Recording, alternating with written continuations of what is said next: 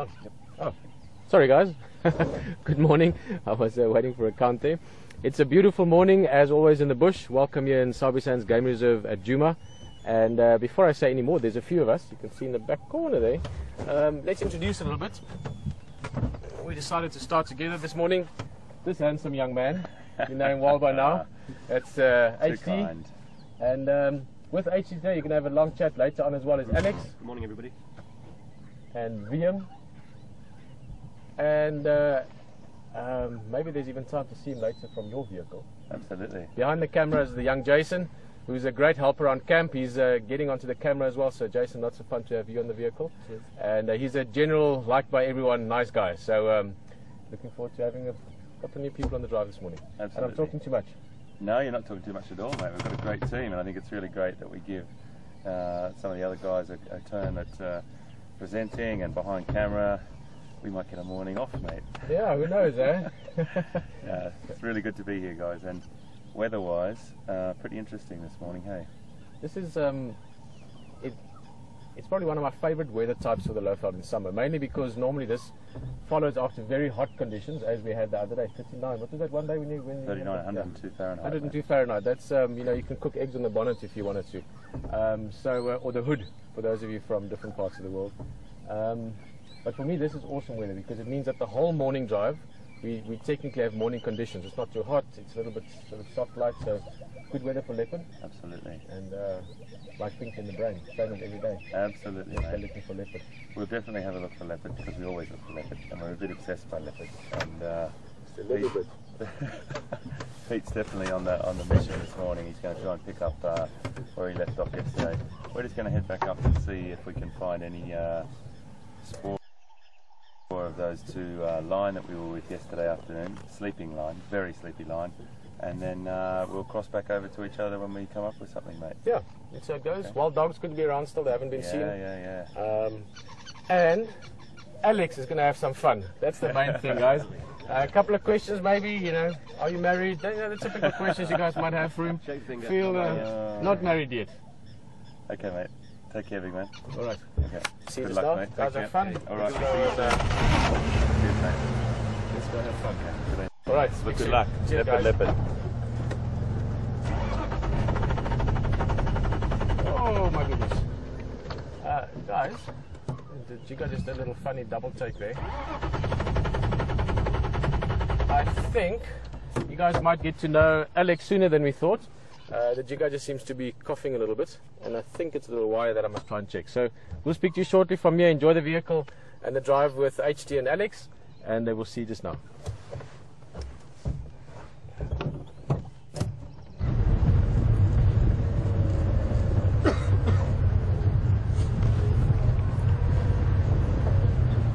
I think Pete might have a little bit of moisture in Jigga there, so he's just going to have a bit of a fiddle with it, so to speak. And it's a really been a damp, very, very moist morning. So Jigga was having a little bit of a problem with moisture. I'm sure he'll be fine. He'll get that going any second. We'll come back to him. We're just going to head back up to where we saw those line yesterday. There definitely will be either tracks, or when I say definitely, there may be tracks that we can see coming across the road, or they may still be in there. They also may have moved off because they would have become active at some point. And remember what we were talking about yesterday, lines are inactive for about 20 hours a day. When I say inactive, it's not all sleeping, there's a bit of socialising and that sort of thing as well. So there would have been about a 4 or 5 hour period last night when they were active, and those boys also would have been a little bit more hesitant to stay in the one place, and they probably just wanted to move into some thicker scrub, which is where they were sitting all that time, because they're very, very unconfident at this point. They've got a few more, maybe a year or so to get their sort of battle armour together. That one male on the right had a couple of puncture wounds on the right side of his face, and that could have been a scrap with the dominant male that was in his pride, or potentially dominant males. A coalition could have been in the last pride. So we're learning more about those two, and we'll keep an eye on it. But I just want to pop back up and see if they're anywhere around that vicinity, and then we'll then just traverse the reserve back the other way. As Pete said, and we were having a talk about it this morning, this is the most beautiful weather for game viewing when it comes to the big cats, because we have those morning conditions, as he just mentioned, pretty much throughout the drive. It's cool, it's very relaxed for cats. It's a good time for them to stay active for a little bit longer, and the cats will adapt to those sorts of conditions if need be, depending on how successful they are at hunting. And it's not just the cats as well, it's the hyena and the wild dog as well. We'll just carry on a little bit further. So if you've got any questions for Andrew or want to know a little bit more about Andrew, oh gosh, I'm sorry guys, I'm going to share this thing with you. About the fourth time he's done Oh my goodness, and now I've done it on camera. I've been calling Alex Andrew for about the last week and a half since we met, and I have no idea why. I just do it. It's just this mental block that I have. So I apologise, mate. That's the ultimate sin. On camera now, I've called you. I do apologise. Alex, if you'd like to ask Alex any questions a bit about himself, please give us a tweet, and I'll pass the question across to him, and he can let you know a little bit about his background and so on, which is always good to know where everyone comes from, how they got into doing what they're doing. I'm sure there's a lot of you out there and sitting on the vehicle with us this morning that have either been on safari or are thinking about trying to do this sort of thing or wanting to do this sort of thing, and you know what? Anyone can do it. So it's nice.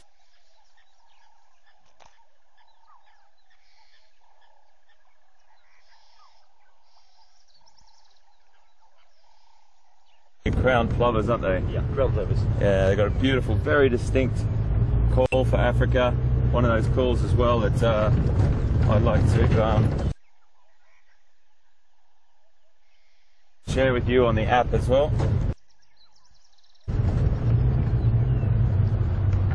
Alex, how terrible of me.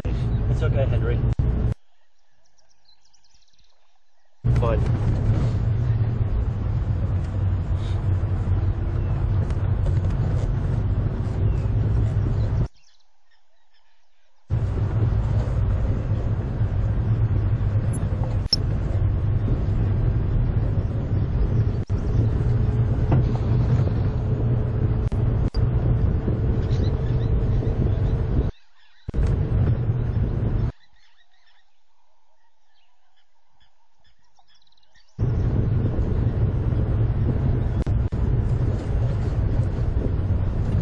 So yesterday we thought, just from a bit of intel from people, that the two males that we looked at were from the Styx Pride, but we've had good confirmation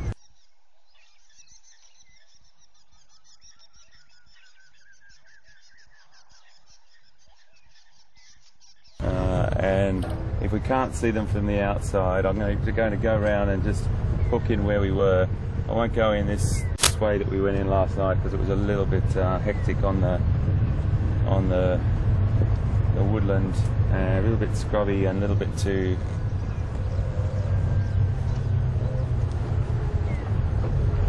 difficult.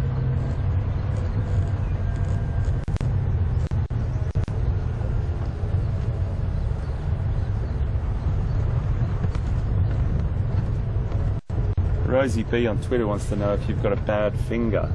Bad finger? Yes, when you held your finger up. Oh, I had got a bit of a mosquito bite on it, but that's about it. It's fine. Couldn't resist itching it, so unfortunately I knocked the top off, which was pretty silly of me, but not to worry.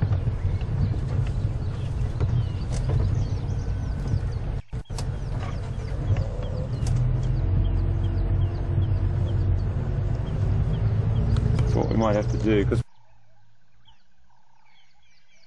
we haven't got a microphone over there, we might have to just make sure we always turn around. Yeah, because it's a little bit tricky for Alex there with no mic over that side. Just from here they were lying yesterday. Let's put it in that way further. all we're going to do is stick our nose in into some different points here.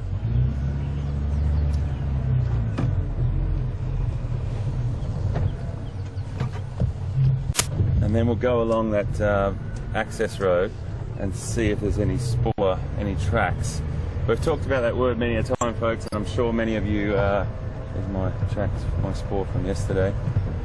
Spoor is a word that is an Afrikaans word for tracks or signs, S-P-O-O-R, and it doesn't just mean the footprints, it means any signals or information from the animal. It might be dung, it might be urine, it might be feathers, it might be hair, loads of different things.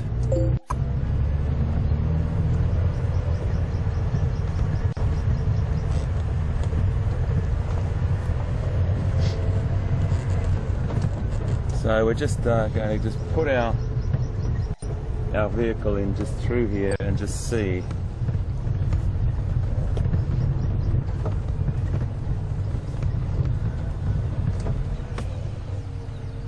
If we can see any indication. We've got Viums on the back. He's always my extra set of eyes in the sky, and they are good eyes at that, my friends. So we're just really going to have a little nosy around here. Yeah, Egyptian geese over here on the left.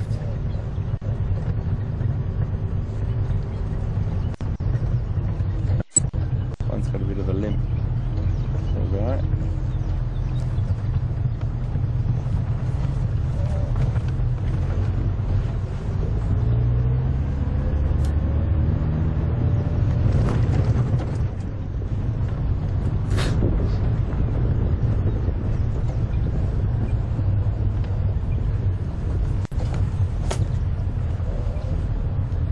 It's really about trying to look underneath the vegetation line there and see if you can see that golden colour.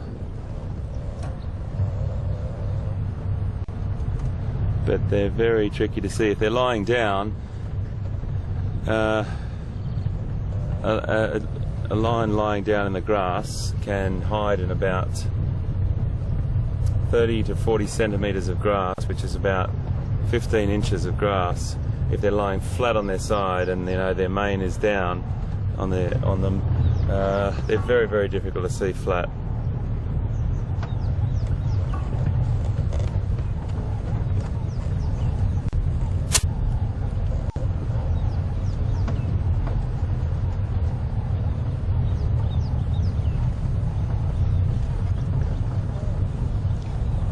Thanks, mate.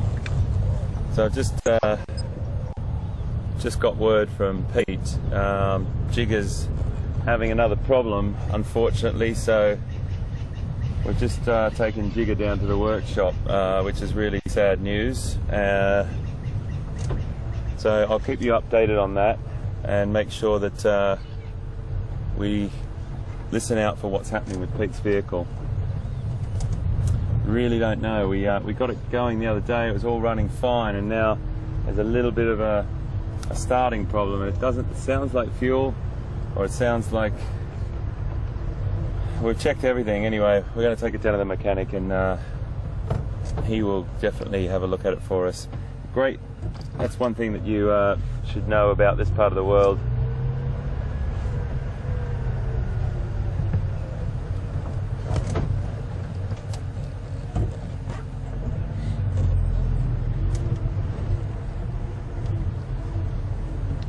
Intuition telling you right. Yeah, I don't know, mate. Let's see. The interesting thing is, before Jigger came to the bush, that vehicle had a complete overhaul, absolutely complete overhaul in Johannesburg, and then it was trailered out here. It wasn't driven out here, it was put on a trailer and brought out here. So they're very special, these vehicles. So we're really at a loss to know what's the little... It's only something small because it's turning over, but it's just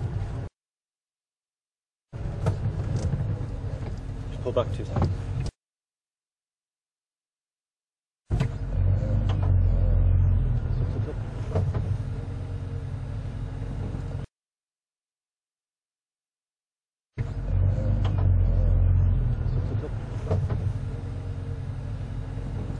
Alex thinks he's seen something through there, and it's really important to... Can we get round that way? Yeah. Really important to, if you just see some sort of flash of... I don't think we can get round unless we... We might be able to go down here, mate.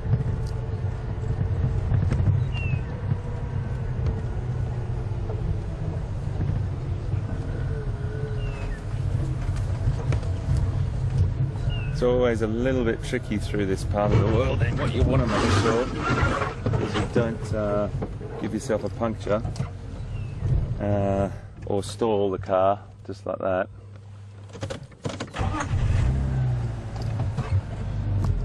So yeah, I'm sure Pete's a bit frustrated with that, but we'll make sure that we keep you updated.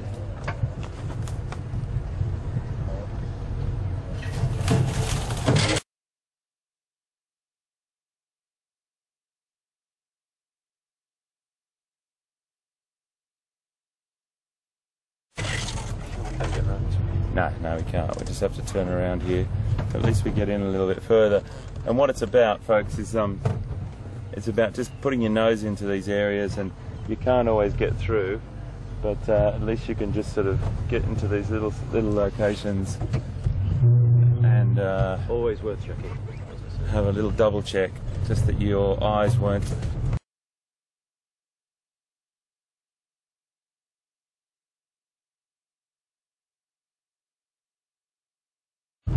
misleading you.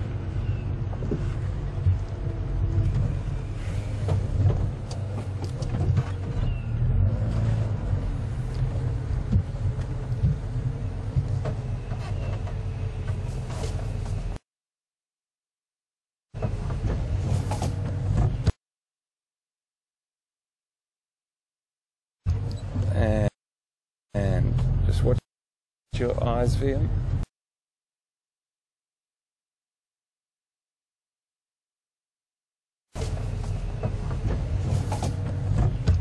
And just watch your eyes, Liam.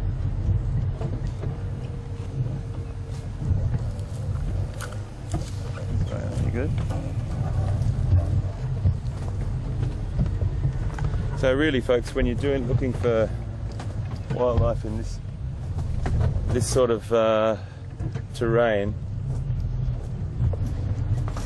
you've got to be really careful.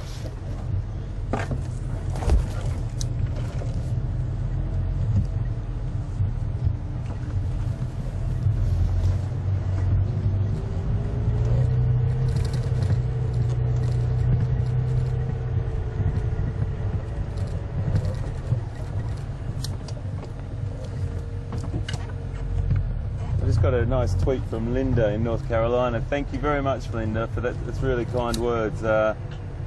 Linda's just said that she's watched one of my episodes of the last series that I made called Hunters of the Lost World for National Geographic, and that's really kind. I'm glad you enjoyed it. It was an incredible experience to be with that community, and yeah, I have to tell you, there's nothing like being out with a completely out of your comfort zone, and with an incredible community somewhere in the world, and learning about them. So thank you very much, Linda. Really kind.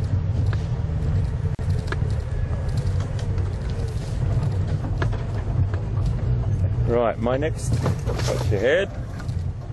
My next plan of attack is we go along and have a look along this road, and we'll try to have a really close look to see if there's any tracks that have gone across the road. And if we've got that, we might be able to decide on what the next move is. It's a little bit like crime scene investigation, you know. That's what I think is really beautiful about going out and looking for wildlife, either on foot or in a vehicle. You have to try and put the pieces together.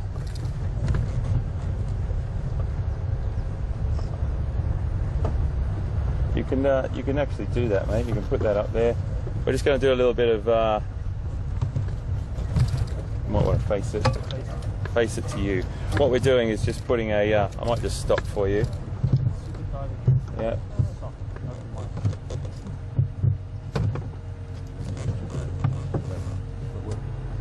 We're just going to stop for a second, folks, while we do a little bit of a change on a microphone for you.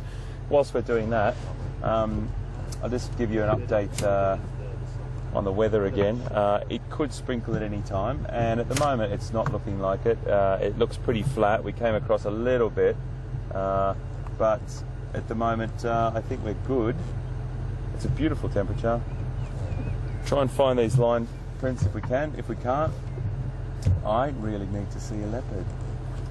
It's been 4 days, and Pete's exactly the same, and I'm going to really hope that he gets that vehicle going with the mechanic. We've got a really super mechanic here, absolutely super guy, and he's going to definitely have a look at it. He sorted it out last time, so I'm sure it'll all be fine. But we're going to try and find a leopard somewhere. I'm listening to the radio as well. I've got pretty bad signal here, but if we move down a little bit further, we might have a bit of joy. So, all right, well, we'll carry on. You guys okay?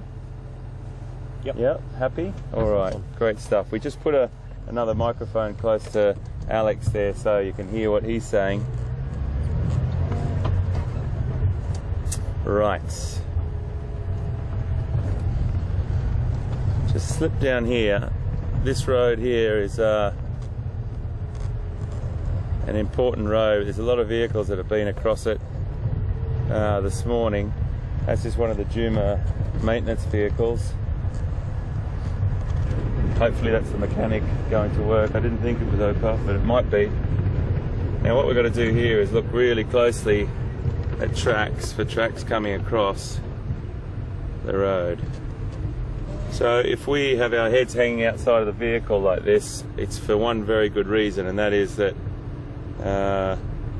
you're looking for fresh tracks. Now, the great thing about this time of the day, or this particular morning, is we had a little bit of light rain last night, and that's obliterated all the old tracks, all the old spoor. So anything that we see this morning coming out, particularly off the road, that hasn't got a raindrop in it, will mean that it's fresh.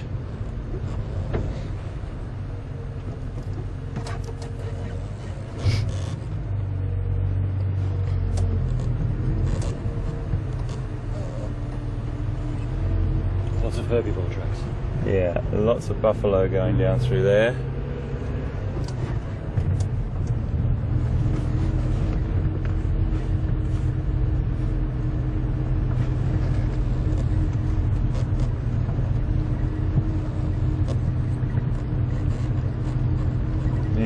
I know you are looking already, but if you can just scan this area, because when I'm looking at the road it's a bit tricky to look up as well, but just want to maximize our sets of eyes on this. And we won't do this for like half an hour or anything, folks, I promise. I just want to go along this road a little bit further. They were just in there. They may have turned around and gone back the other direction.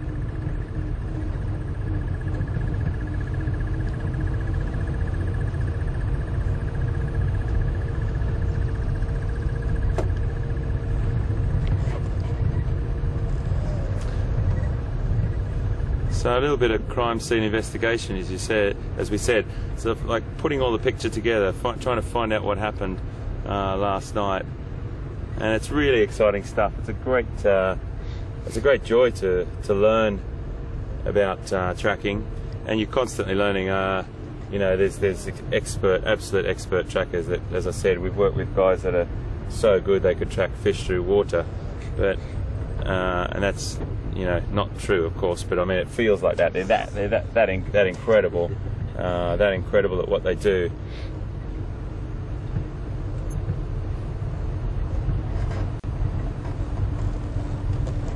It's almost like an addictive pastime. Yeah, it certainly is. The more you see, the more you want to learn.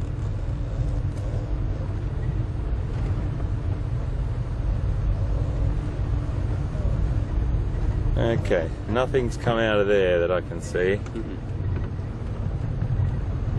Okay, let's turn around up here and head back in that direction. Mate, you never know what we'll see. You never know what's around the next corner.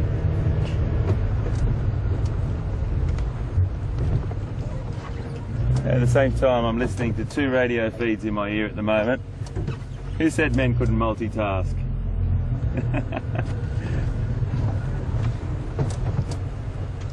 We've got 2 radio feeds going. We've got the Game Channel radio, which is about 30 different guides talking to each other, not at the same time, of course. Just one conversation going between 2 people. Then we've got our control room, and I'll always feed back information when I get it to you. This is the tree we had to pull out of the way the other day from an elephant pushing it over. We've got some really big elephant on the reserve at the moment, so we're going to try and catch up with some of them today. We saw that bull in must yesterday, and he was fully in must and a little bit intolerant of humans at the moment, and probably other animals as well. They get a little bit cantankerous. But he certainly stopped our team from getting tea from the kitchen for about an hour.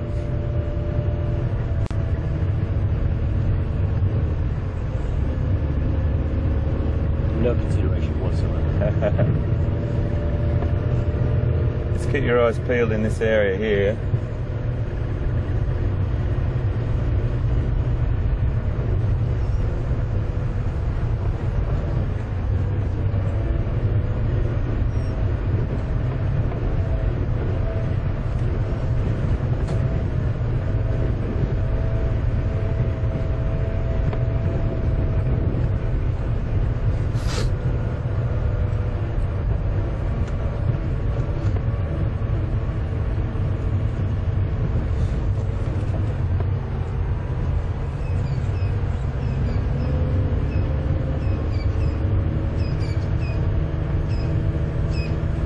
Okay, I'm going to go back down that road again, and then peel back down the reserve, one of the reserve borders, just to an area that we know that there's been a lot of action on, and we'll see who's down there. It could be quiet, but at the same time, we have really, really good conditions going for us this morning.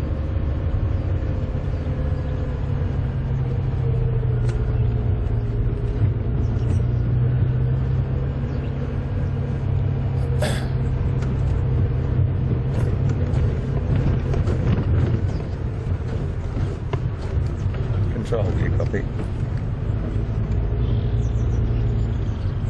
Control, would you be able to get me the temperature, please, for this morning? I'm just a bit unsure.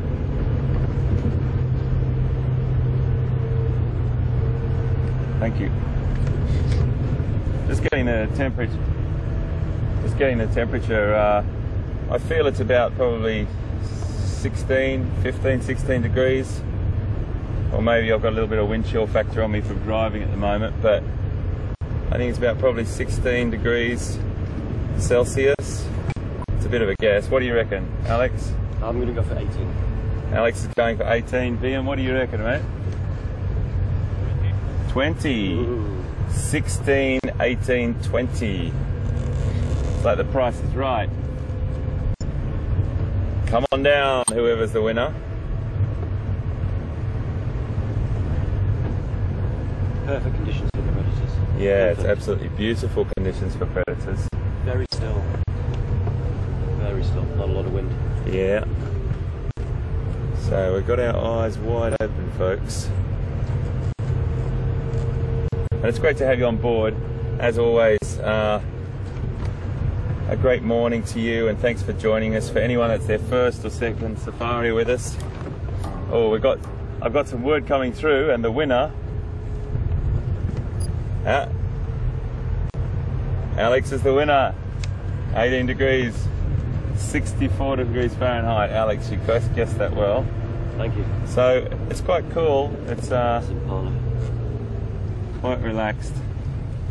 Yeah.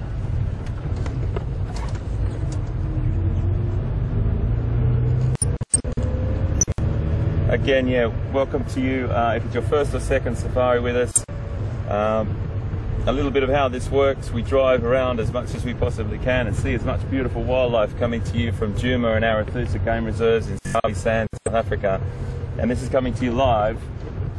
I've got Alex on board with me this morning. and VM behind camera, and between the three of us we've got 6 eyes on the job this morning, and we really want to try and find some cats for you. If you've got questions for us, please send them through to questions@wildearth.tv. Or tweet us at #SafariLive.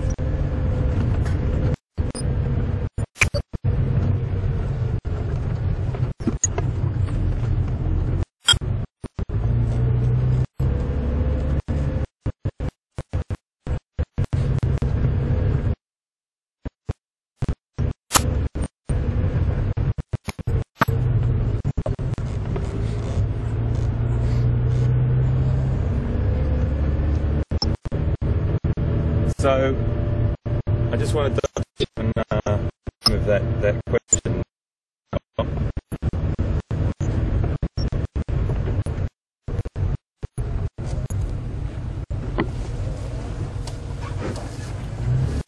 Thank you. Thank you.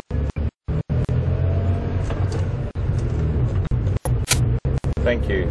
I just got a question from Jan on Twitter. I'm sorry I missed the name at the beginning. Jan, hi and welcome. Thank you very much for joining us. Jan wants to know how big the area is where we're on, and whether it's fenced. Well, Jan, we're open on the eastern boundary to Kruger National Park, but we're fenced on the western boundary because there has to be some form of border at some point to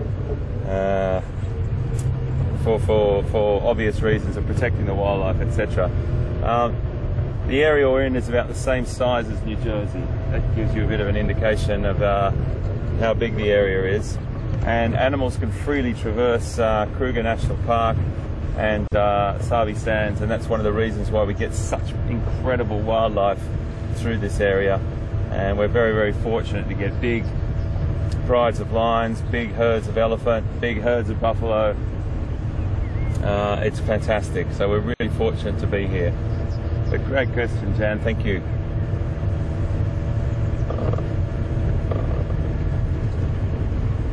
I'm just going to head down this way a little bit. Just see what's on this top side.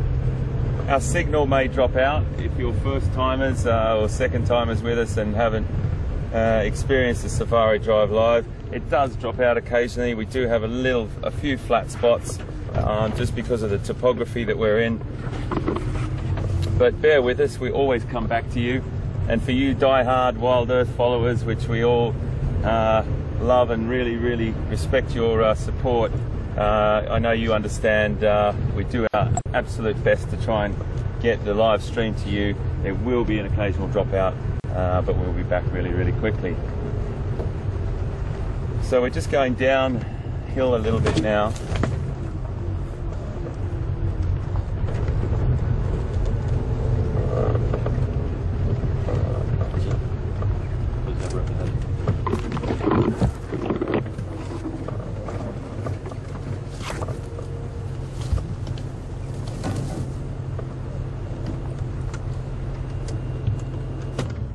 We've got a question for you, Alex, from Wanda in Ohio.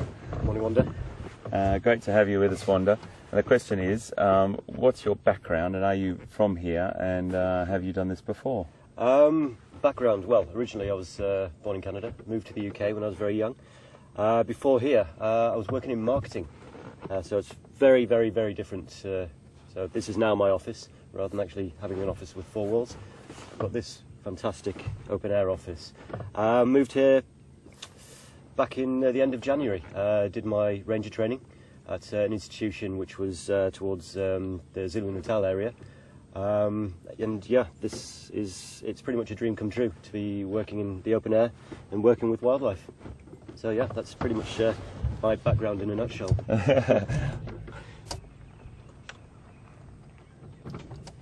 And another question, have you guided with tourists before? Yes, I have, yeah. I've guided with tourists, not up in this Kruger or Sabi Sands area.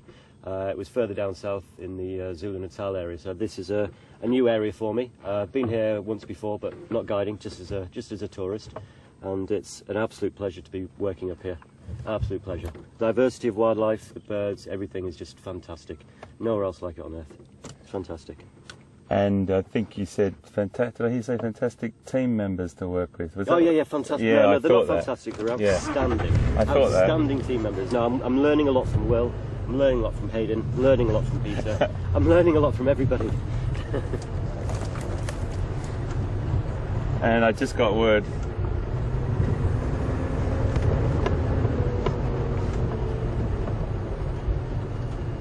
I think, you know, it's funny, everyone. I believe everything that our director says, most things anyway. And I just got a message from him that he said he's just got the most tweets and emails we've ever had. It's saying that he's the best director ever. Okay. Some lovely zebras walking across here.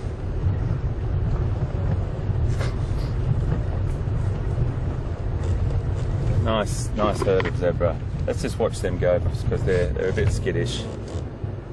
Once they start to run, they all start to run. Little foal at the back there. There's one to right. A lot of elephant.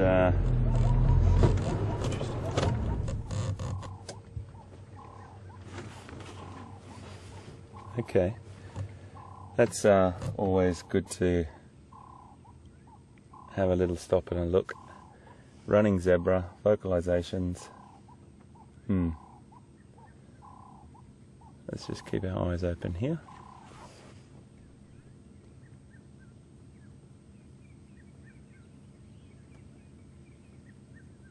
On a bit of an angle here, folks, but I just don't want to move for a second because I think it's worth just having a little look around here.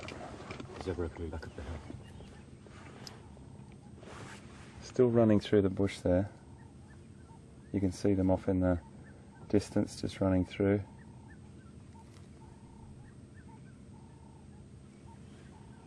Just scanning through binoculars here because it's always good to stop when that situation occurs. You can assume that it's the vehicle, but you know, as I've said before, they're so habituated or conditioned to the vehicle, it's highly unlikely that they'd run from the vehicle like they just did. So maybe they just got a little bit of a skittish. Once one starts to run, they can have a tendency not to want to get split up and all run.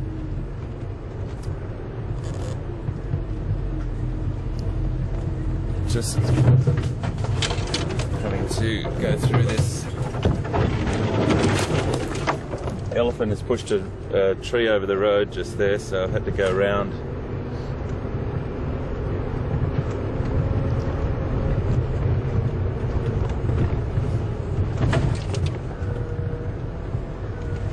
Oh, aerial okay.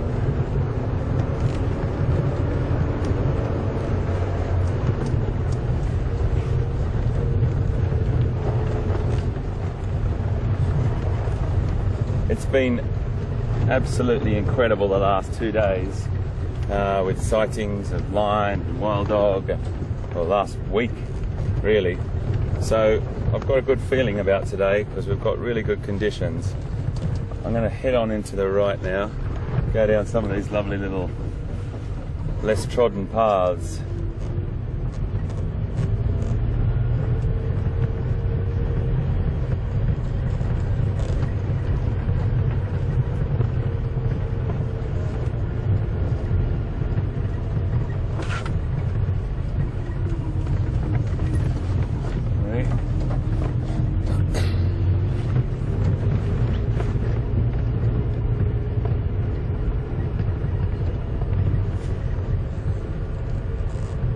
And what we're really looking for is anything of. We love all wildlife, but we've got a bit of a mission for leopard this morning. We've always got a mission for leopard, but the great thing is we've got an extra set of eyes in the vehicle, and that's always really helpful. I've only ever actually seen 2 leopards, so if you find one, I'll be very happy. That's great, mate. Well, hopefully we can find one for you. The leopard on this reserve are definitely really well habituated to humans. We've got that up our sleeve as well. They don't get frightened really by vehicles or our presence. Some will be a little bit more elusive than others, and particularly if they've got cubs or, if they've an animal that's come into the reserve from outside or something. But most of them on the reserve, as far as I know, and from all the information I've read on the leopards here, they're very, very used to us.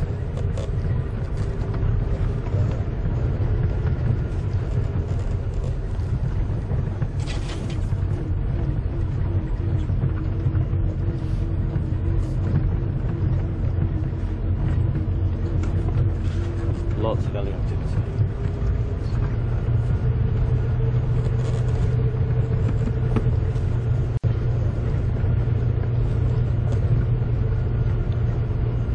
So there's a few of you out there. You know, one of the things I love about this is you guys are also my eyes in the sky. I just got a call from Will to say that there's people watching the waterhole camera down at Vaiatella Dam, and there's buffalo down there. So one of the things, this just blows my mind, is we're streaming live from the bush. We're talking to you wherever you are in the world. You're on the back of the vehicle with us. But then I've got extra sets of eyes at different water points. It doesn't get better than this. This is just like, this is brilliant. So we will make our way down to that area. Thank you very much, everyone that gave us that info. And I will make our way down there. I can't go. We're a fair way away from Vaiatella Dam at the moment, and I think we should concentrate up here. But if we get there, I'll definitely poke my head in. So thanks so much.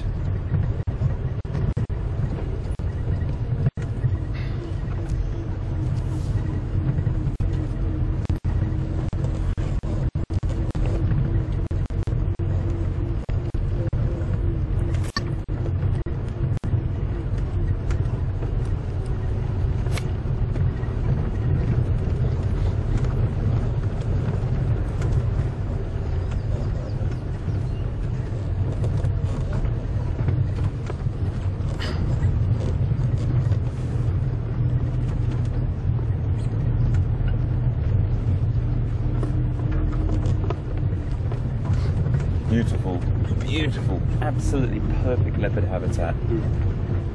Lots of low cover, really great areas for them to stalk through.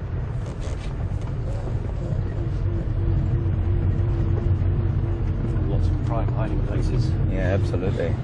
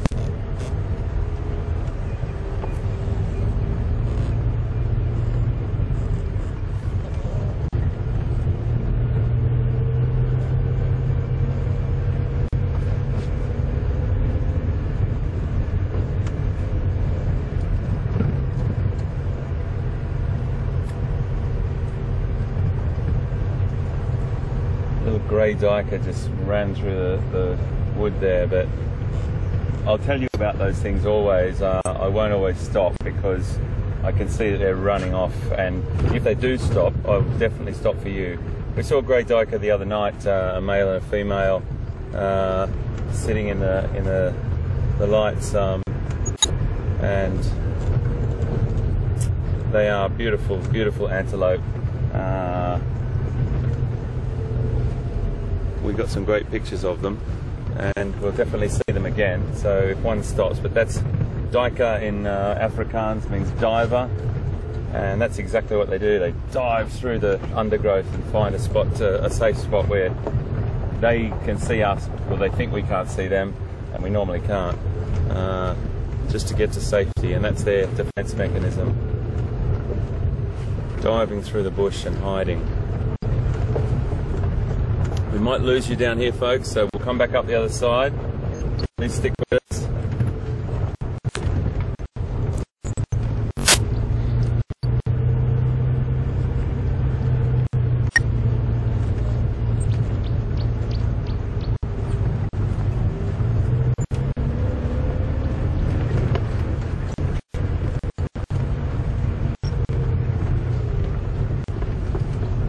Definitely come back to that bird as well, that crowned plover, when we see the next one, and show you, have a little talk about that. Really great bird, normally off on much lower grassed areas where they've got good vision, and potentially nesting in those areas as well on the edge of it. A really pretty bird. Just watch your face, guys. Awful thorns on that, really awful thorns on that. Well, not awful, fantastic thorns, but not fantastic if they're in your skin.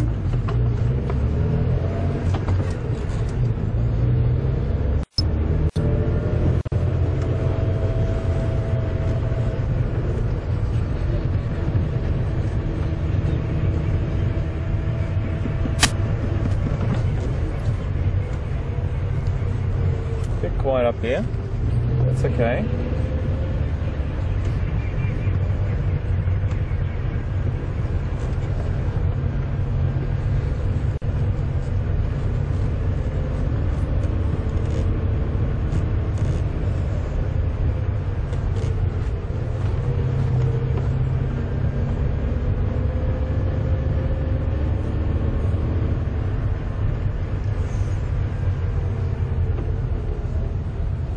Just had a nice message from a tweet from Barb G. And Barb, welcome. Thanks so much for joining us. Barb just asked if she thought we'd see some more monkeys. Are we not in the right habitat for monkeys? Well, monkeys, the monkeys that we have here, or the two species that are more common residents, are vervet monkeys and also baboons. Now, both of those species we don't see them a lot. They're not as habituated to vehicles. Over a long period of time, both of those species of monkeys, when they have come in contact with humans, they've been either told that they're not very welcome because they do have a tendency to cause a bit of havoc, whether it be in a campsite or a person's house or something like that. So there is a long history of understanding that a lot of the monkeys and the baboons and vervets, they find humans quite a threat. So when we do see them, if we are lucky enough to see them behaving or feeding or foraging naturally, we'll definitely stop. Normally when I see them, they're scampering away from through the trees, the vervets that is, or the baboons are probably doing that sort of gallop that they do, that sort of canter off into the undergrowth, where they sort of look from behind something and make sure that they can see you, but you can't see them. So if we do see some, Barb, I'll definitely stop for you. They're very interesting. They're both diurnal primates, so they're active only during the day, and they will roost up in treetops during the night. And I have to say, they will be hunted by leopards as well during the night or in the late afternoon. So leopard will prey on both of those species. But we'll definitely stop, Barb, if we see some.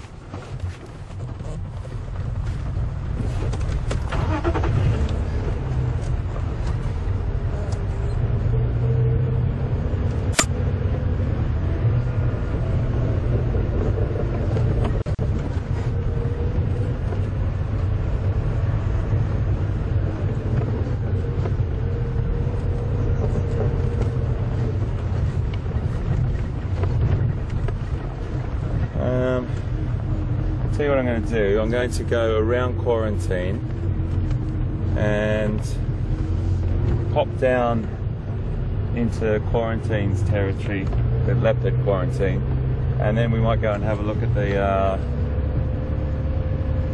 Voyatella Dam now we're a bit closer. See what's there. Giraffe. Is there? Oh yeah, there's a nice giraffe. Well spotted, mate. It's a baby. Where's Mama? Mama's just there. So I'm not going to go too close because that little baby is Just chilling. sitting down. He's been placed down there, or he's decided to sit there. Just going to have a look straight ahead. That is just a beautiful, beautiful shot. Fantastic. Got a little oxpecker running up the side of his neck there, One on the rump as well. and one on one on his rump. Absolutely. How beautiful. He's keeping an eye out, sitting out in that open area, and there would be literally eyes in the sky from his, I think it's his mum over to the right there. I can't quite see her to see if she's lactating, but there's a giraffe just behind a bush to the right of that baby that is feeding. There'll definitely be some others around, just to the right of this tree. Keep going, mate. There you go. Now, who said giraffes weren't camouflaged? That's a great example there. That's an animal that's about 5 metres. That particular individual's about probably 16 feet, I'd say, roughly. Excuse my conversions, they're very, very rough, but just to give you an indicator. And if you had a look at that giraffe just from afar, you can see they're they blend in very well. Their legs are looking like part of the tree at a glance, and that broken pattern on their coat. But that little baby is just delightful, isn't he? Now, I think this is our little guy that we saw the other day that still had a little bit of umbilical cord left on him, so he's not very old. I have to get a bit of an idea when he stood up.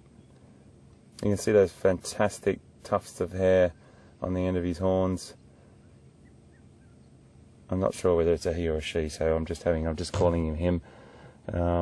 But if it's a bull, those horns will probably lose that tuft of hair eventually, whilst after knocking them around in fighting or jousting. It's called, actually, the correct term for it is necking, and they wrap their heads and necks around each other, and the bulls become quite gnarly on those horns at the end. They're really knocked about. We saw a big bull yesterday that had all that. He came through the where the lines were, and he startled the lines a little bit, and the lines stood up, but he was a really old, dark bull with quite gnarly horns. So Mum's just sticking her head out from the side of that Just keeping an eye on us. Yep, just watching off to the right there. And that's giraffes. That's a classic sort of giraffe, not preoccupation. What the word I'm looking for is a giraffe stance when they're unsure of something. You'll get a load of them. If there's 4 or 5 of them, they all stop, they all stand completely still, completely silent, and just staring off in the same direction. And that will be an indicator that there's something potentially there. If they hold that stare for a considerable amount of time, more than 5 minutes, you'll know that there's something potentially there. If it's longer than that, then they'll definitely be onto something. And then they might use a roaring or a grunting sound, but very rarely, to warn others about predators. Excuse me, sniffling. I've got a bit of a cold nose. Oh, you know the elusive bird you've been looking for the last... No, it's just flown off. No, there's 2 of them.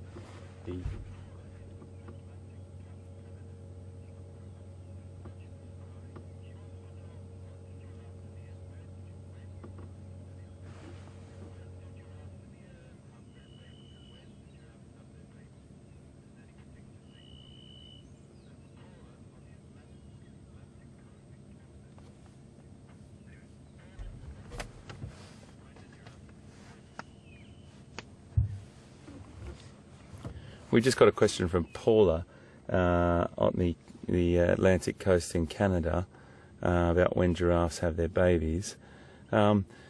Giraffes generally have their babies sort of before the rains, when they've got that fresh, tender growth coming through on a lot of the trees. But but not always. It just depends on the food availability, and it can be a little bit sporadic around that time. But the babies will drop. They will be suckling off their mother and starting to experiment with foliage and just have a bit of a play with it in the coming months. But they don't start to browse for quite some time, and they'll be getting milk from their mother for up to a year, or if they can. But the mothers normally push them away a little bit more. But the gestation period is probably one of the other astounding things, and that is a 15-month gestation period. 15 months. That is a pretty extraordinary length of time, but one of the reasons for that is so that that animal can hit the ground running, basically. It comes out pretty much what you're looking at right in front of you now. Fully developed, able to run. The mother gives birth to the calf standing up. It drops to the ground, breaks the amniotic sac and the umbilical cord from the calf. The calf starts breathing, and then it'll get to its feet very, very shortly, probably in about 20-30 minutes. It'll get to its feet, 40 minutes say, and then it'll start to suckle off its mother. When it's born, it's 2 meters, or about 6 feet tall, and the reason for that is it has to be able to reach its mother's udder, and that's approximately how far the mother's udder is off the ground. So the giraffe is an extraordinary creature. I'm deeply, deeply passionate about giraffes. I've worked with them for a long time, and I just think they're fascinating.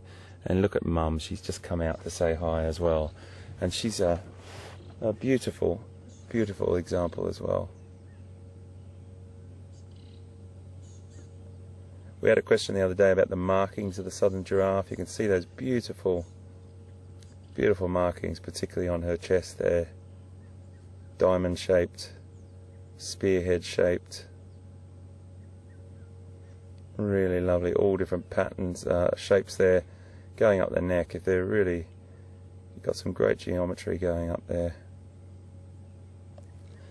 If you look to the bush in between the mother and the baby, there's the bird that you've been searching for an example of. Yes, we got him yesterday, didn't we?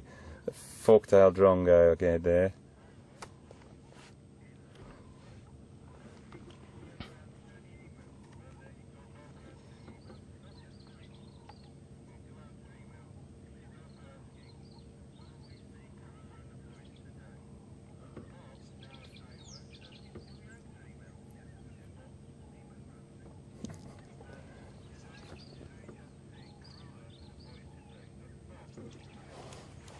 We just got a question from Bob in Iowa, and Bob, Bob's asking, do we answer any emails?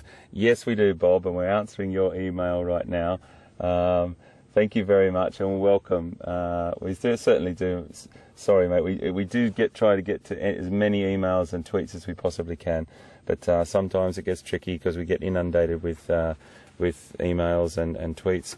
So yes, Bob, we do. And your question was, are we going to see Karula and any of the other boys today? Any of the boys today? The answer to that is, it's anyone's guess. It's anyone's guess. We're going to go off and try and do that now and find a leopard if we can. But you know what? It is always the luck of the draw. We are out in the wild. There's no script to this. You're watching the script unfold with us, and that's how it happens every day in the bush. It's unscripted, it's raw, it's real. Everything that happens, there's no way in the world we can plan anything here. We can just use our intuition and a little bit of our knowledge and hopefully get to the point where we can find some of these animals for you. So I know you understand that every time we go out, who knows? Stay positive, Bob. I always do. You never know what's around the next corner.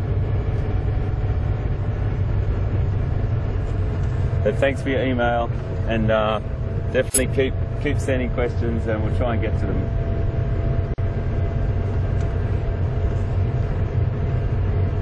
And if I do get a leopard today for you, I do get a leopard today, it's for you and me, Bob, and everyone else.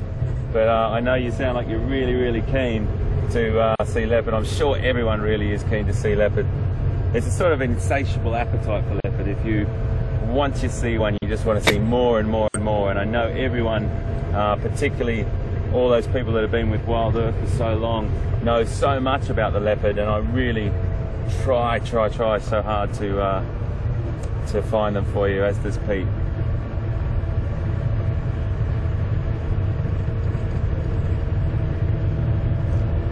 There's a real magnetism about leopard, isn't there? They're special, really special.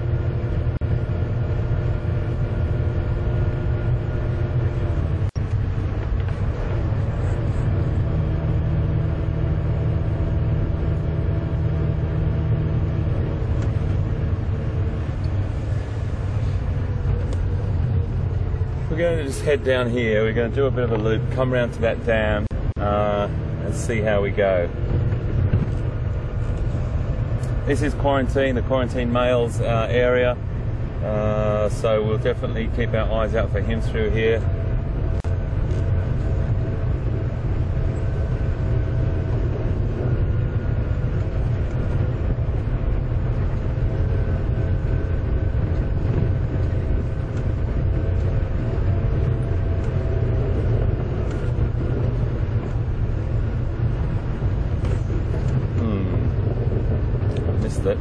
Missed it. Bird of prey. A beautiful bird of prey just flew off out of a tree, but I can't quite see what it was. And you know, everyone, that my rule in the vehicle, and it's for you, because I really want to share as many birds with you as we possibly can. And Alex is the same, and I know VM is very, very much along these lines as well. If we show you a little black dot in the middle of the screen, it doesn't mean a great deal. So I want to make sure that we get a really good sighting on a bird, and we can describe it to you well, and then we can show you the a bit more information on our mobile device, on that app, and that gives you a bit more of an indicator of what it's like, and we can talk about some of the distinctive features, and also play the call if we didn't hear it. So we will stop at birds when we see good sightings, and it's always an important part of the safari, is finding your birds and looking after your knowledge with birds, because they do also give us a great warning or indicator that there are predators around sometimes.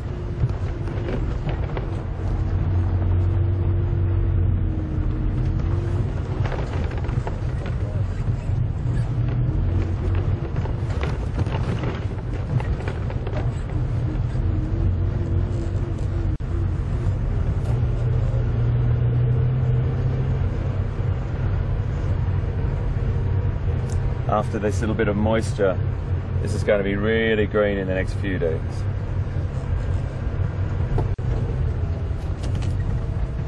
You can already see the change in the trees. Absolutely.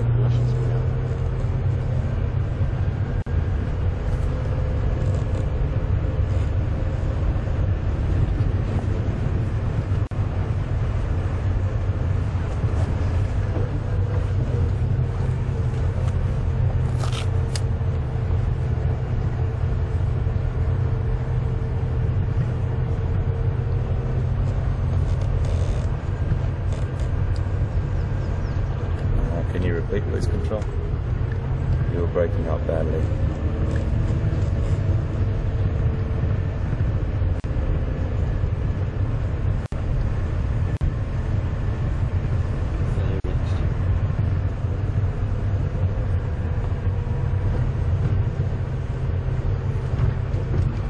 Thank you, copy that. Folks, I just got a question. I'm sorry I had to ask what the question was again, because it broke up just in that signal area we were in. Lizzie D on Twitter just asked us a question: do male leopards fight with another male leopard that comes into its territory? Well, the answer to that is definitely yes, Lizzie. There can be some fierce territorial battles that go on. Most animals in life want to avoid conflict, but when it comes to territorial protection or territorial or dominancy, you will get some fierce fighting that goes on, and sometimes injuries can be very, very detrimental to the success or the survival of that animal. So the answer to that is, Lizzie, yes, they do. They do fight each other, particularly territorially.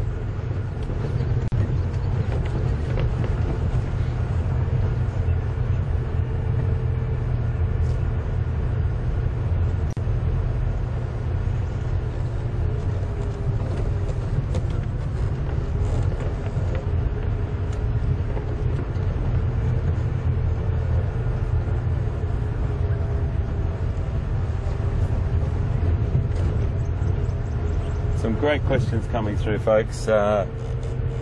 Really impressed. Thank you so much. You're leading the safari for us, which is great. Really pertinent questions in context with what we're doing. They don't always have to be in context. Please feel free to ask any questions about us or about the safari in general. But when they're questions about what we've just seen, it sort of lets us carry on more information. And Tracy in Victoria, Australia. Hi, Tracy. Great to have you on board there from the Southern Hemisphere, right across the oceans from us there. Are giraffes aggressive? Well, the answer to that is not. Generally not. They're quite passive, but if it comes to two bulls fighting each other, it can look quite aggressive, and they do hit each other with great force, particularly the heads and necks. So towards each other, it's just the adult males that will do this this dominancy fighting called necking. I just always stop and check this point here because our friend Quarantine comes down here sometimes, and Karula, his mum, also has been. She was hunting there one day when we were watching her, that Nyala. So they're not. Giraffe aren't necessarily aggressive in their general lifestyle. They're pretty passive. They get on. When it comes to a predator, you'll find that some predators, particularly lion, I have seen leopard attack a young giraffe with no problem whatsoever, and that's a little bit more rare than giraffe being taken down by anything else. Giraffe would be taken down more likely from a lion, but it wouldn't be a huge adult male or an adult female. But they still will have a little bit of a they still will have a little bit of a go at giraffe if they can. The reason why giraffe, we just saw some vultures in a tree there, and it's a difficult shot for me to get for you to see them because the vegetation's so quite high here, but we will try and find out what's going on just there. If giraffes get onto uneven ground, Tracy, they will potentially fall over, and that's when the action happens for lion. That's when they will seize that opportunity. They'll push them into an area potentially where they're uneasy or their footing's not good, and that's when you might have a fatality. So there's lots of contributing factors, but to answer your question in a nutshell, I never do it in a nutshell, Tracy. Sorry. Passive most of the time, very quiet, feed amongst an open area, keeping each other in a line of sight normally. And then if they do get harassed by a predator, they will potentially kick out, and they have a great kicking ability. You can kick with all legs in all directions, not at the same time, of course. Yes, it's not a good vision. But generally speaking, they're quiet, but they can protect themselves fiercely with that kicking.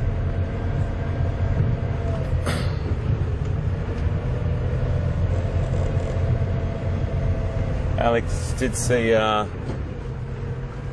some vultures over on a tree way off there. Very difficult for us to get a picture on them. There's another one up there. So 2, 3, 4. Okay. 5. Just watch out aerial here.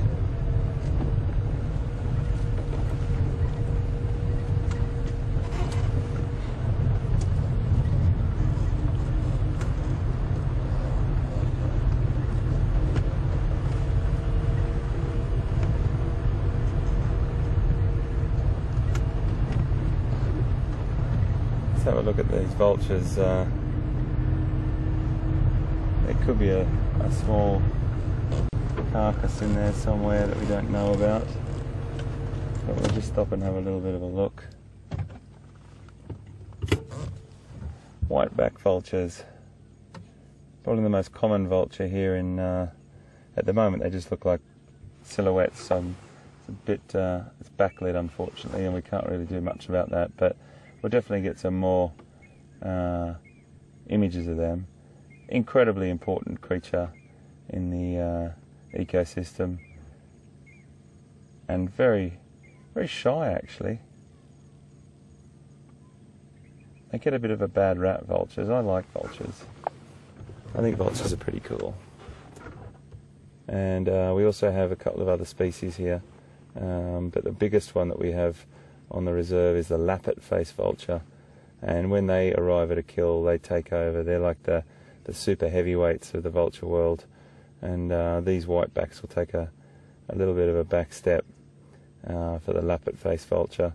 If we see one of those, we'll definitely try and get into shot for you. They don't look like they're they look like they're just roosting at the moment. Waiting for the thermals to heat up. Yeah, and the reason being is exactly as Alex just said, waiting for the air to get a bit hotter. So they really rely on thermaling, and the air is very, very cool at the moment and moist. But as the day goes on, you might get thermals popping, and thermals are hot updrafts of air that occur when they get to a certain temperature, definitely over vegetation and areas like we're in now, and they'll pop and they'll ride those thermals and hardly beat a wing, and they'll look and scan the ground for any potential carcasses that are around that they can investigate. But that's exactly what they're doing there. There's a few more of them around. The air's cool, they're just roosting. So as we drive along these roads, dung beetles, we always try to avoid these dung from elephant and that have been deposited on the road, but sometimes it's inevitable you clip an edge of one. But we always do try and drive around them, and I guarantee you that we do make sure that whenever we can we do. But if it's right in our tyre tracks, there's not much we can do about that.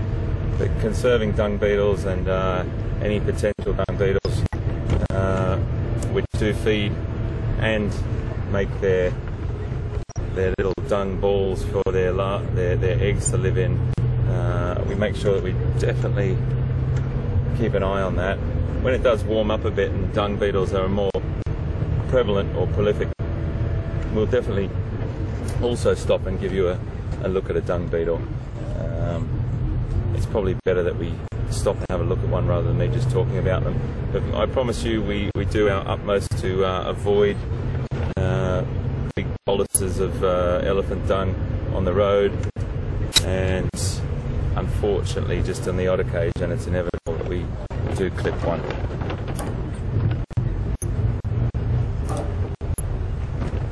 So we're coming up to Voyatella Dam now, and that's where everyone, you wonderful eyes in the sky for me, you people that have been telling us about buffalo down here, they may be, there's a couple of buffs just around through this area that we're just noticing. Just head to the dam and have a look. They may still be there, they may not. Yeah. So what's back to the left? How far off is he? Oh, 30-40 metres. Just behind those shrubs there. Okay, let's have a look for you. Alex has just spotted a water buck.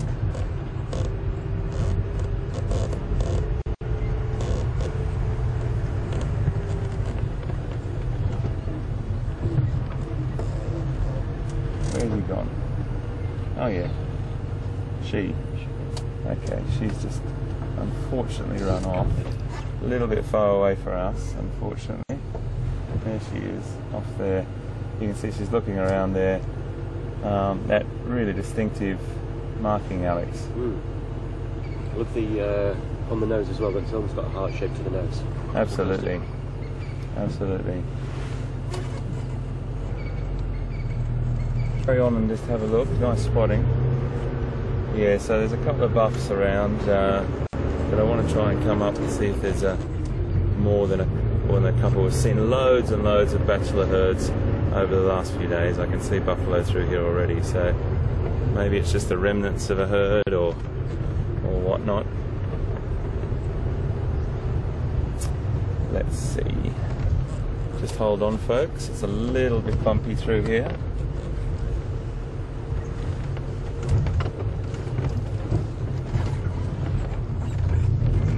So we're driving through the dam overflow just there, so when the dam gets too full it'll flow down through that and around.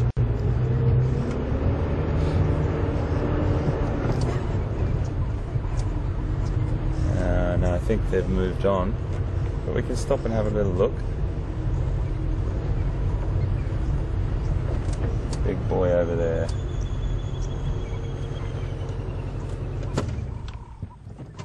It's always a good place just to stop and sit for a little bit and see what's about.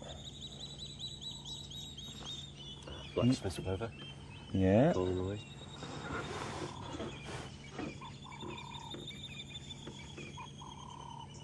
That's a great call. Focus. We've got a beautiful buff there. But I want you also just to pan down, if you can, pan across the M2. Just over on the other side there's two blacksmith plovers, and they're a beautiful bird. It's just down on the shore. If you keep going to the right, and a little bit further, they're just in the middle of the shot, just there. You can see them walking, I think. No, they've gone towards the back now. I'm so sorry, folks. I'm just trying to locate these birds for VM. Okay, back to the left, mate. In the centre of the screen, right there. And walking now. I don't know if you're on full zoom there. Yeah, that's got him. That's got him. Now, it's a little bit far away, folks, and we will see them again, but they're feeding at the moment. They're called blacksmith plovers. A beautiful little bird, and they do have a very, very distinct call. A very distinct call, and I'll just play that for you. I think this buffalo's getting envious. He wants in the shot. Yes, he is actually, isn't he? Now he's chasing my blacksmith plovers out of the way. He's a big boy.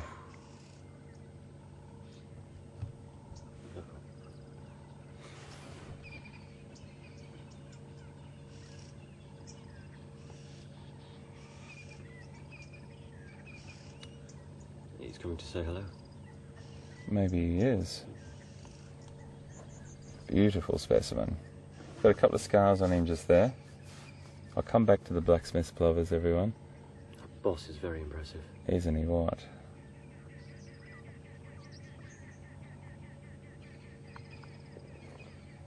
They're the super heavyweights of the herbivore world, that's for sure. Big Alone, attitude. yeah. He's alone. He's probably got some other bachelors around here somewhere that he's hanging out with. Potentially. They can be solitary for a while.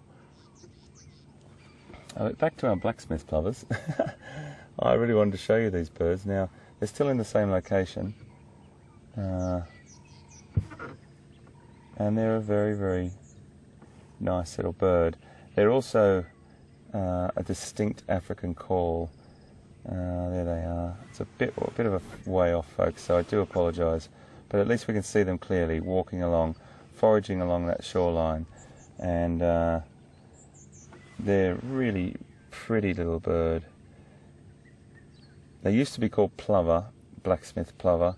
Now they're called blacksmith lapwing, if you're interested in your birds. They're very vocal. They've got a sort of tink, tink, tink, tink, tink, tink of the blacksmith's anvil sort of a sound, and that's where they get their sound. So I'll just give you a little sound as you've got the vision on them, but this is what they sound like.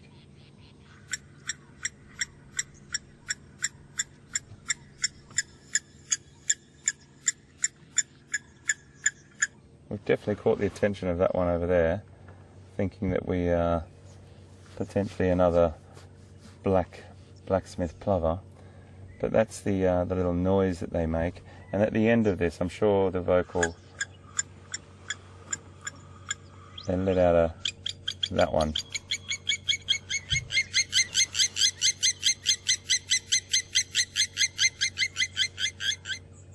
And that's a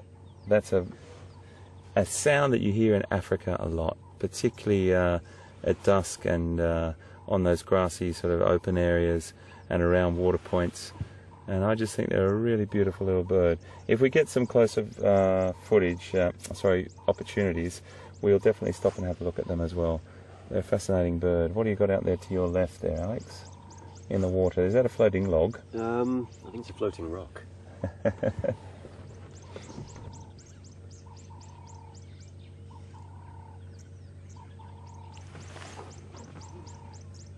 Absolute superb specimen, really is.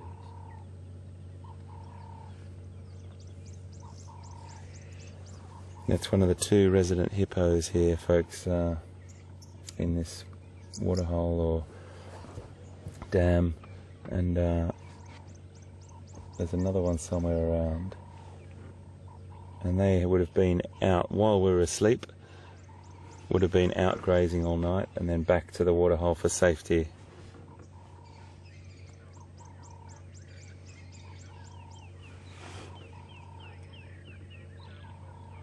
These guys have spent most of the day in the water, just protecting themselves from the sun and the heat. Well, apart from days like this, it's nice and cool. Got very, very sensitive skin. Absolutely. We just got a question from Natalie in California, and Natalie wants to know if this is the same dam that we saw the wild dog hunting at. And the answer to that is, Natalie, no, it's not. But a really good observation there, because they can look similar, and we could be sitting up on that dam wall. So it's good for us to give you the perspective of where we are. That dam where we saw the wild dog is quite a ways from here. It's a little bit bigger than this one as well, and it's one of the other focal points for water acquisition for a lot of the animals on the reserve. But we will go over to that dam, and we may just go over to that dam right now and make our way over there, Natalie. And when we get there, I'll prop us up exactly where we were sitting when we watched those wild dog the other day, and you can get a bit more of a perspective on it. Okay, folks, I think we should probably move on and see what else we can find. Some beautiful bird calls, but blacksmith plover, everyone. That's another one to add to our bird list. Really pretty little bird that often hang out in pairs, sometimes in flocks. They're often in flocks actually, but they're not in like numerous amounts. There'll be pairs that'll be wandering around the grassy areas or the edges of water points together with that really distinct tink, tink, tink, tink, tink, as the same sound as a blacksmith hitting his anvil or hitting steel, and hence where they get their name, blacksmith plover, which is now, in this day and age, called the blacksmith lapwing. Just between us, I prefer plover.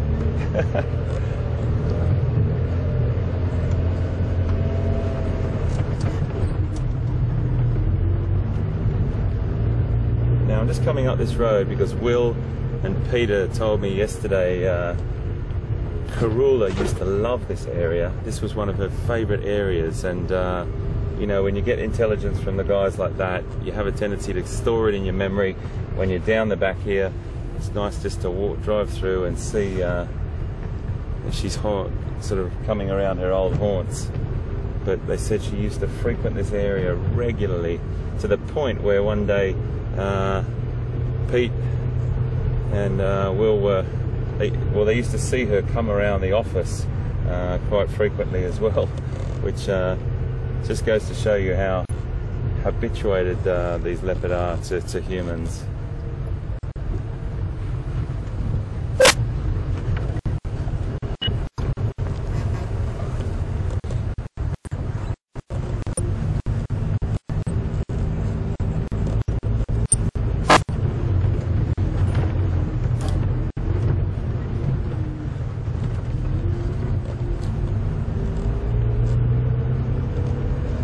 I hope Pete's getting on in that vehicle, because I really want him out here. He's such an incredible guy, and such an incredible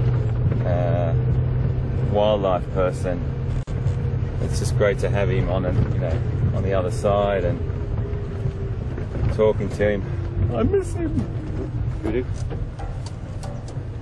Just going to wait till these guys settle. Lovely kudu. Alec just spotted a beautiful kudu cow here.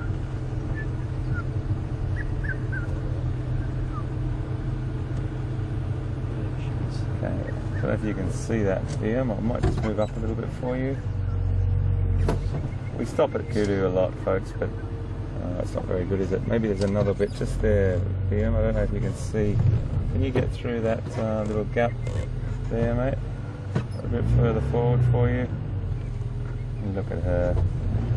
She's just a lovely shot, mate. Look at her. She's just... You can't see me. You can't see me. Very elegant antelope. Nice spotting, mate. She's beautiful. I'm yet, Alec, to find everyone a kudu bull. We've seen them several times on the access road in. A couple of big bulls the other night, but you know, they're off doing their thing. They've come and seen the girls, and they're off now just hanging out together. So, let's carry on. It's only 7:30. I love looking down at my watch and seeing that it's only 7:30. We've got an hour and a half. It's not even 7:30. We've got more than an hour and a half together, folks. And if you've got any questions, again, please send them through to questions@wilder.tv, or you can send us a tweet at #SafariLive. Always great to hear some questions from you. We are going to come to a fork in the road soon, my friends. Maybe you can tell us to go either left or right. I won't do it at the first one, because that's going to take it. If we go left, we'll go back. Just as we go down here, you can tell us to go left or right. So if anyone wants to tweet in, we'll take the first person to tell us to go left or right.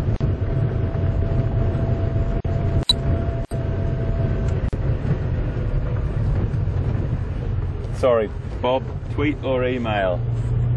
Tweet and email, Bob. You're correct there. Sorry, I keep saying that. Let's take an email. First person to email. First person to email, left or right. Oh, it doesn't matter, whatever comes. First person to contact us, left or right.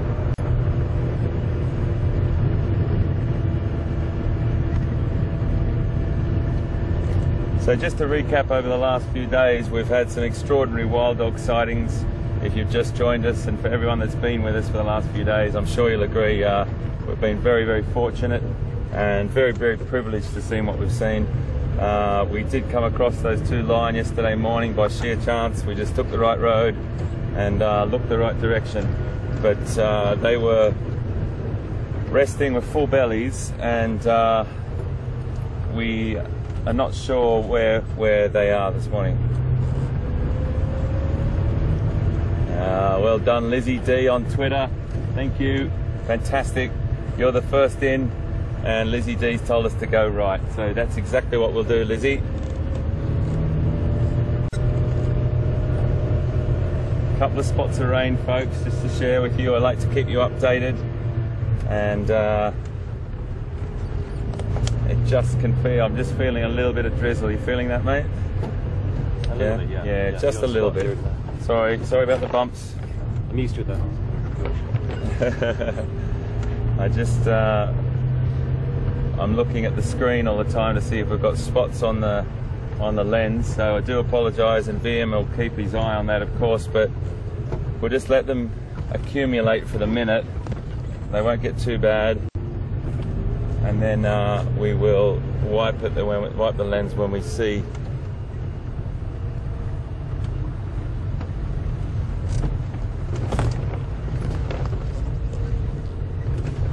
A little bit bumpy through here, folks.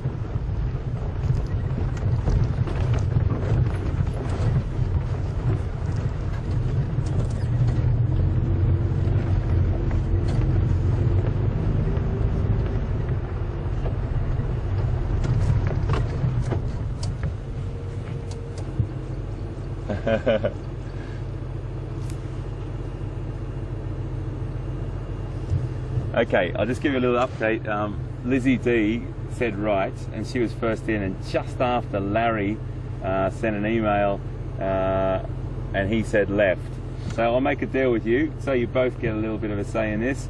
We'll go right first, and the next take we'll go left, Larry. So well done. You were a millisecond behind. Finger on the trigger. Well done, guys. Thank you.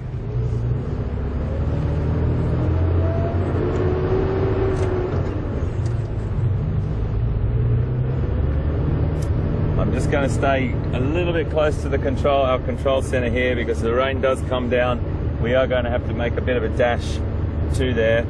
I'm trying to make my way to Buffalo Shook Dam, where we did see the wild dog hunting that day. Don't know what could be down there, but the most important thing is we get down, get back to cover if the rain comes. So I'm just feeling the drizzle start up a little bit. You can see it on the lens there.